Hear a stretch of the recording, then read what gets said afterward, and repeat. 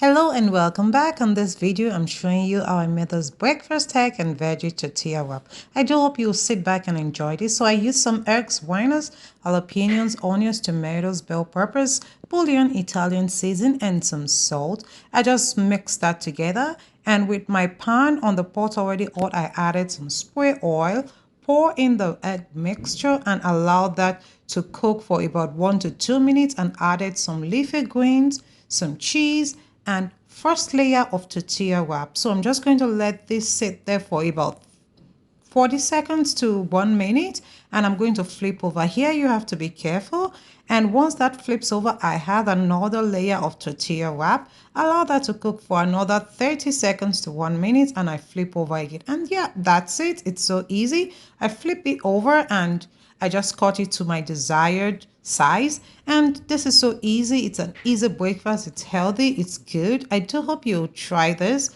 Let me know, and I'll see you on the next one.